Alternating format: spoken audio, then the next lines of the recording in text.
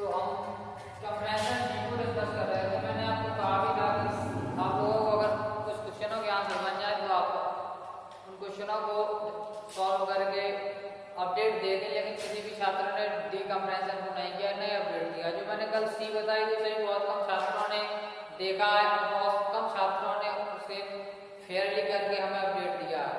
तो मैं छात्रों को बार बार ना कहना पड़े, आप लोग अच्छे से पढ़ते रहिए। होमवर्क को जितना दिया जाता है बहुत कम होमवर्क दिया जाता है। 30 मिनट के वीडियो में आपके लिए होमवर्क 15 से 20 मिनट का ही होता है, तो 15 से 20 मिनट का टाइम आप निकाल के पढ़ सकते हैं, होमवर्क को अपडेट कर सकते हैं, होमवर्क कंप्लीट कर सकते हैं। लेकिन आप लोग ऐसा नहीं करते हैं। लेकिन हम लोगों को तो पढ़ाना है, इसलिए हम पढ़ाएंगे ही। आप लोग अपना कंप्लीट वर्क नहीं करते हैं तो थोड़ी निराशा हम लोगों को होती है। चलिए, तो हम खैर कोई नहीं, जो छात्र पढ़ते हैं उनके लिए अच्छा, जो नहीं पढ़ते हैं उनके लिए तो बार बार कह कर हम लोग हताश हो जाएंगे। उनके लिए क्या किया जा सकता है? जिन्हें पढ़ना है वो पढ़ते हैं, जिन्हें नहीं पढ़ना है तो वो तो यहाँ क्लास में रहकर सामने भी नहीं पढ़ते हैं, आप लोग जानते हैं। तो जो बच्चे पढ़ते हैं उनके लिए तो हमें मेहनत करनी है। चलिए, आज हम डी पर बात करते हैं। कंप्रेशन डी दी गई आपको स्माइलिंग एंड डांसिंग से है।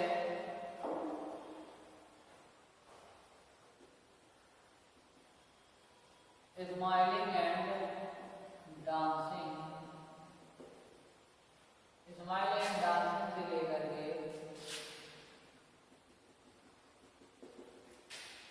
देखो ये portion of the future, portion of the future. Clear student? तो जो क्वेश्चन हमें फाइंड आउट करने हैं पैसेज से, वो हमारा पैसेज यहाँ से है, स्माइलिंग एंड डांसिंग से लेकर क्वेश्चन ऑफ द फ्यूचर। इतने ही पैसेज में हमें सारे क्वेश्चनों के आंसर फाइंड आउट करने हैं। तो स्टूडेंट्स, पहले क्वेश्चन की बात कर रहे हैं। पहला क्वेश्चन क्या है? Write the name of the lesson. Question number हमारा है 5। क्वेश्चन नंबर 5 है right the name of the lesson. Write the name of the lesson from which the lesson has been taken.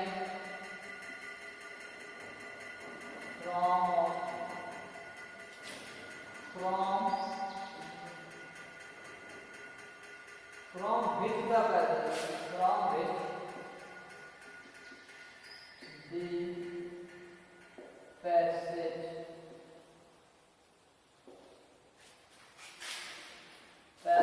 has been taken,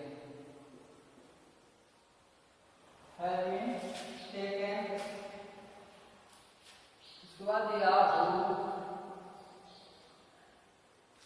who is the author of this lesson, who is the author of this lesson। तो पहला question है write the name of the lesson, part का नाम लिखना, from in the passage has been taken, जिससे ये part दिया गया है, and who is the author of this lesson, और इस लेसन को लिखने वाले कौन है उसका नाम भी लिखना है। तो ये क्वेश्चन हम कई बार कर चुके हैं ऐसे क्वेश्चनों को। चलिए एक बार फिर से इसका आंसर लिख देता हूँ।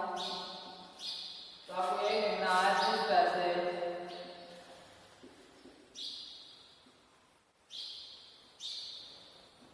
has been taken from the lesson, from the lesson inverted comma में लिखना क्या करना, the inverted comma written by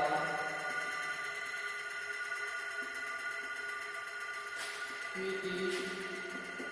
Nehru। इसे भी हम इन्वर्टेड कॉमा में बंद करें। ठीक है फ्रेंड्स? तो this passage has been taken from the lesson, ये गद्यांश हमारी पाठ्यपुस्तक सिलेक्ट होते हैं। उसका राइटर कौन? Pandit Jawaharlal Nehru.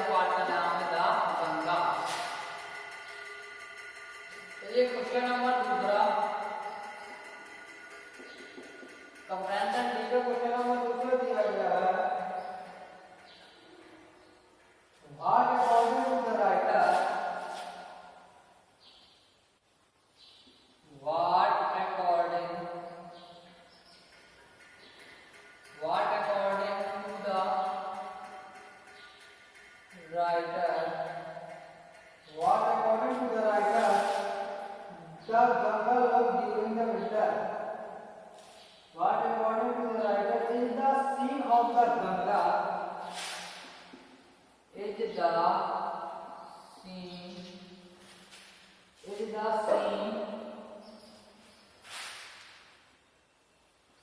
scene of the Ganga, scene of the Ganga light in the morning and when the evening shadow falls, light in the morning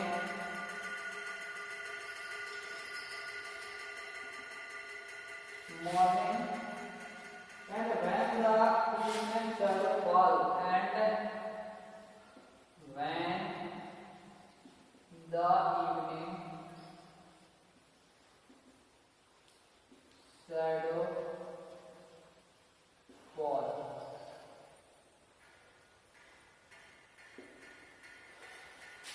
दिया what according to the writer, लेखक के अनुसार वो इस दृश्य का वर्णन करना कि गंगा सुबह के समय कैसी प्रतीत होती है, वह में चरपाल को शाम को वो दुख में ग्रसित कैसे हो जाती है। यानी कि आपको बताना है कि लेखक के अनुसार गंगा सुबह कैसी दिखाई देती है और शाम को कैसी दिखाई देती है। तो इस पहले में आपने पढ़ा था तो आपको बताया गया था कि सुबह गंगा हंसती हुई उछलती हुई प्रतीत होती है, इसके बाद शाम को वो लगता है कि जैसे तुम के गहरे अंधकार में डूब गई हो। तो लेखक के अनुसार आपको बताना है कि किस प्रकार से गंगा सुबह और शाम को प्रतीत होती है। तो आंसर लिखेंगे the scene of the Ganga is smiling and dancing, the scene of the Ganga, the scene of the Ganga is smiling and dancing, smiling and dancing in the morning,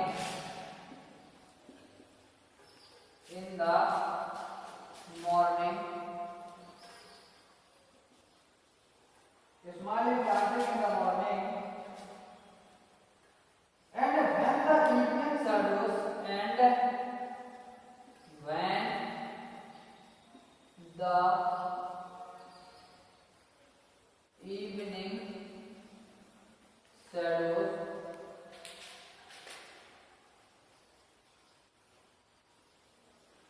and when the evening shadows fall, it is dark and gloomy.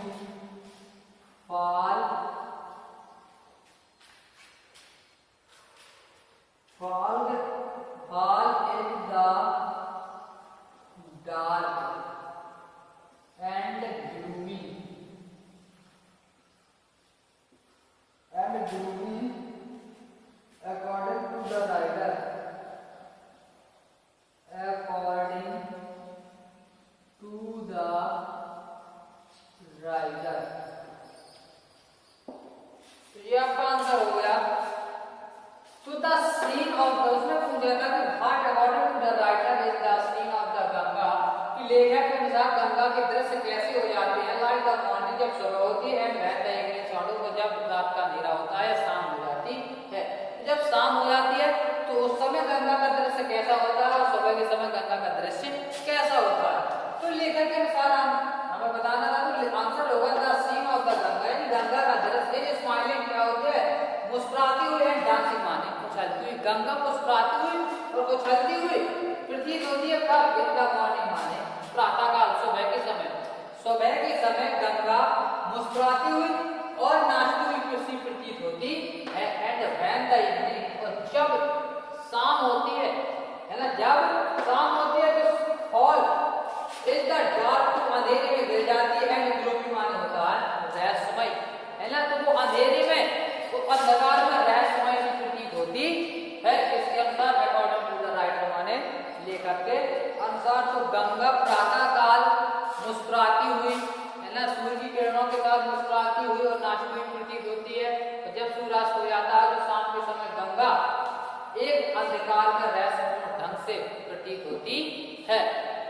Clear student? तो ये आपके compression number D का question number दूसरा था।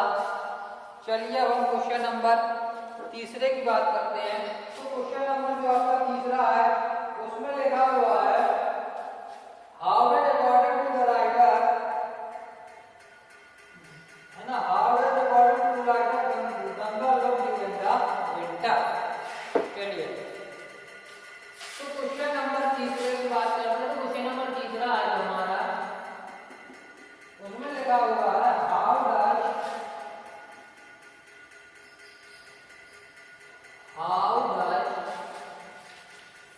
according to the writer, how does according to the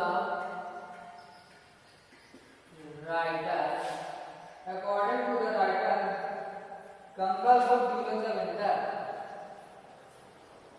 Ganga look during the winter।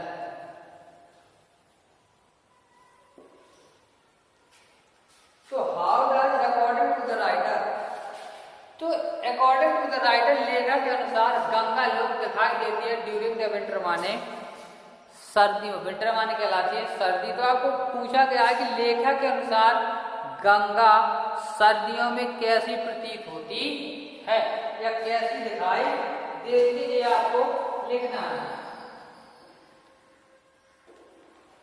तो answer उसका होगा, तो कैसी देती है गंगा दिखाई, जब सर्दियों का समय आता है तो गंगा की जलधाराएं कैसी हो जाती हैं, थोड़ी धीमी हो जाती है, क्योंकि वर्षा का पानी जो होता है बहा करके समुद्रों में चला जाता है। तो हर नदी की जो जलधाराएं होती है वो थोड़ी कैसी हो जाती है, धीमी हो जाती है। तो उसी प्रकार गंगा की भी धारा क्या हो जाती है, सर्दियों में थोड़ी धीमी हो जाती है। तो ये तो एक प्राकृतिक तथ्य था, लेकिन लेखक के अनुसार गंगा सर्दियों में कैसी प्रतीत होती है ये हमें बताना है। तो चलिए आंसर लिखते हैं। आंसर हमारा होगा Ganga looks slow and graceful, the Ganga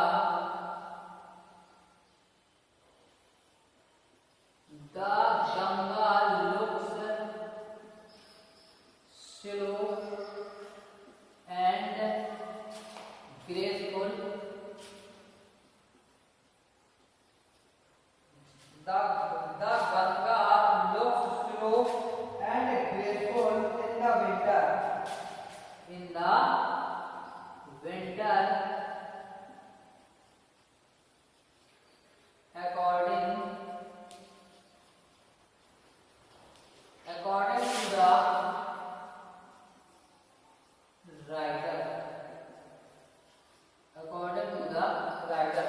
तो गंगा लुक्स स्लो, गंगा धीमी एंड ग्रेसफुल, मतलब सुहानी प्रतीत होती है इन द विंटर माने सर्दियों के मौसम में, अकॉर्डिंग टू द राइटर माने लेखक के अनुसार। लेखक के अनुसार गंगा धीमी और ग्रेसफुल मतलब सुहानी सुंदर प्रतीत होती है। तो लेखक के अनुसार गंगा की जलधारा धीमी हो जाती है, इसलिए उसका जो दृश्य है वो कैसा होता है, ग्रेसफुल माने शोभायुक्त या सुंदर प्रतीत होता है इन द विंटर माने सर्दियों के मौसम में, अकॉर्डिंग टू द राइटर माने लेखक के अनुसार। तो लेखक के अनुसार गंगा की जलधाराएं सर्दियों में धीमी हो जाती हैं, इसलिए वो शोभायुक्त प्रतीत होती हैं। ये क्वेश्चन नंबर 3 का आंसर हो गया। अब चलिए क्वेश्चन नंबर 4। तो क्वेश्चन नंबर 4 दिया गया, क्वेश्चन नंबर 4 है what is the scene of the Ganga like during the monsoon, ठीक है ना। तो गंगा बताना है आपको कि मौसम के दौरान गंगा का दृश्य कैसा होता है, क्योंकि लेखक ने गंगा की 3 स्थितियों का वर्णन किया था मौसम के अनुसार, और फिर सर्दियों में प्रातःकाल और शाम के समय, ठीक। क्योंकि पंडित जवाहरलाल नेहरू ने कहा था कि मेरा जन्म इलाहाबाद में हुआ है, मैं बचपन से ही गंगा से जुड़ा हुआ हूँ, तो उसके मैंने बदलते हुए प्रत्येक स्वरूपों को देखा है। तो पंडित जवाहरलाल नेहरू ने अपने ट्रीटमेंट में गंगा के सभी स्वरूपों का किया है, वर्णन किया है। तो इसमें एक स्वरूप ये भी है कि गर्मियों में मौसम के दौरान गंगा का दृश्य कैसा दिखाई देता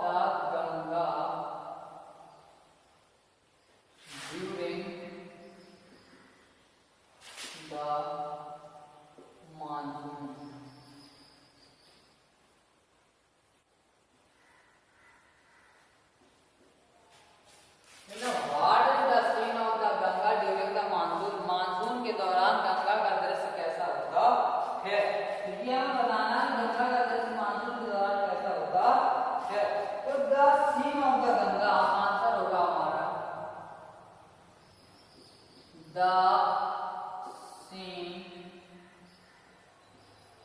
of the Ganga. The scene of the Ganga is a vast rising. Is a vast roaring during vast roaring during the monsoon. ठीक है, तो the scene of the Ganga, Ganga का दृश्य जो विस्तृत हो जाता है, हमारे गर्जना आ जाती है ड्यूरिंग द मानसून मानी मौसम के दौरान। यानी कि जब मौसम आता है, जब बरसात का मौसम आता है, तो गंगा का जो जल स्तर होता है वो विस्तृत हो जाता है, विशाल हो जाता है एंड रॉयलिंग, और क्या करने लगती है, गरजने लगती है या दहाड़ने लगती है। यानी कि उसकी जल की धाराओं से गरजने जैसी आवाज निकलने लगती है। कब? जब मौसम आता है। और मौसम कब आता है? जब बरसात होती है। तो कह सकते हैं कि बरसात के मौसम में गंगा का जल स्तर विस्तृत हो जाता है और उसकी आवाज में क्या हो जाती है, गर्जना आने लगती है। रॉयलिंग मतलब होता है दहाड़ना या गर्जना करना, तो उसकी आवाज में क्या आने लगती है, गर्जना आने लगती है। तो मौसम के दौरान गंगा विस्तृत हो जाती है और उसकी धारा में गर्जन उत्पन्न हो जाता है। चलिए, तो आखिरी क्वेश्चन हमारा क्वेश्चन नंबर 5 है। क्वेश्चन नंबर 5, तो क्वेश्चन नंबर 5 पे बात करते हैं। तो जो क्वेश्चन नंबर 5 दिया गया है उसमें पूछा गया है which word the above noted passage,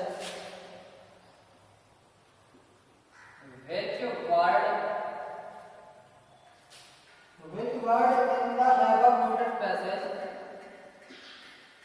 in the above noted passage, noted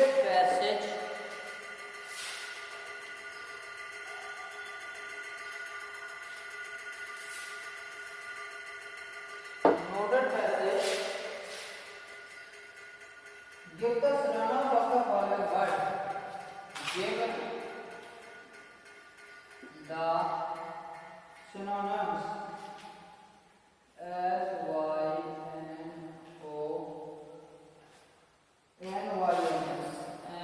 NYNS, synonyms of the following word,